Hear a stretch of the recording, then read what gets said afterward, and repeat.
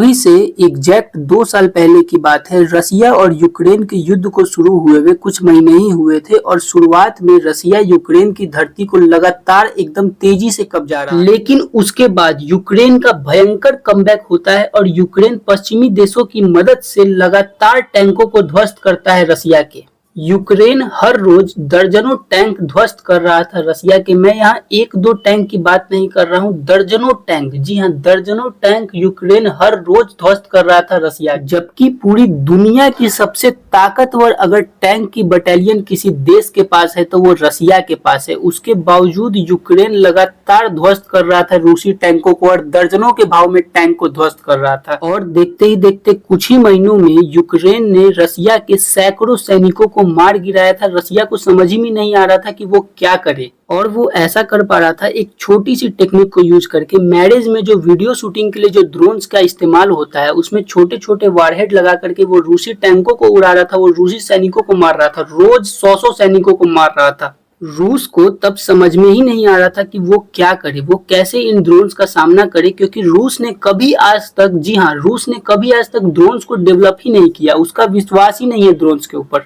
जब पूरी दुनिया ने रूस का साथ छोड़ दिया था तब आगे सामने निकल करके आया ईरान। ईरान ने अपने शाहिद नाम के कामिकाजे ड्रोन को रूस को सौंपा और बहुत ही ज्यादा मास स्केल पर रूस को सप्लाई शुरू की शाहिद नाम के इस कामिकाजे ड्रोन्स को। और ये कामिकाजे ड्रोन शानदार तो था ही, साथ साथ बहुत ज्यादा सस्ता भी था। पूरी दुनिया में तुर्की और ईरान, इन दो देशों ने ड्रोन्स के मामले में महारत हासिल की हुई है, खास करके कामिकाजे ड्रोन्स के मामले में।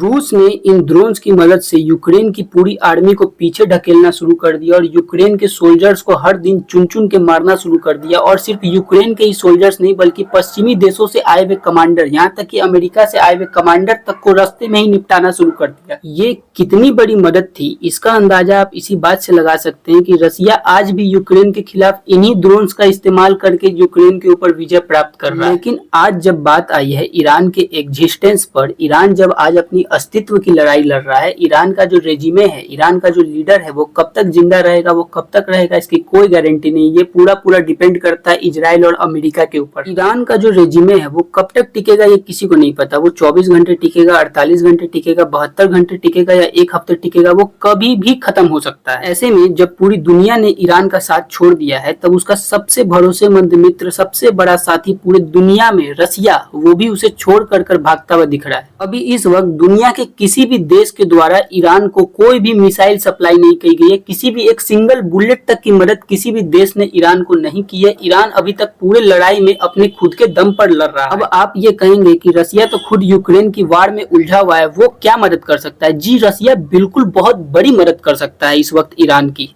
रूस इस वक्त अमेरिकन सेना को रोक सकता है ईरान के अंदर उतरने में। रसिया को बहुत ज्यादा कुछ नहीं करना है, रसिया को बस अपने कुछ हजार आर्मी ऑफिसर्स को डिप्लॉय कर देना है ईरान के अंदर में। इसके बाद फिर चाहे कुछ भी हो जाए, अमेरिका की सेना ईरान के अंदर नहीं उतरने वाली। वो कितने भी हवाई हमले करते रहेगी लेकिन वो रसिया के खिलाफ सीधे सीधे लड़ाई में कभी भी नहीं आएगी। उसके अलावा रसिया एक काम ये कर सकता है कि वो अपने पुराने पड़े हुए हथियार दे सकता है ईरान को। उसके बलबूते भी ईरान बहुत ज्यादा टक्कर दे पाएगा, कम से कम अपने एग्जिस्टेंस को तो बचा के रख पाएगा।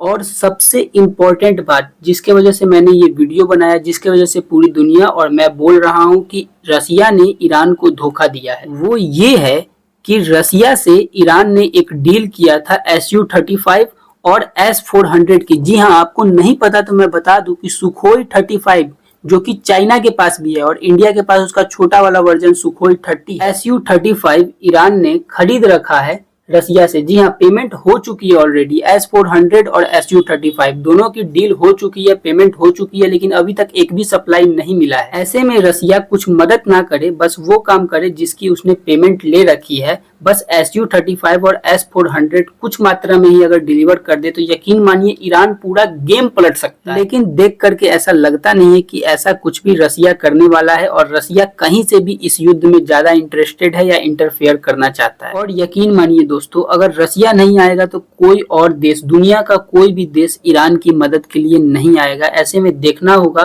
कि ईरान की एग्जिस्टेंस कब तक टिकती है।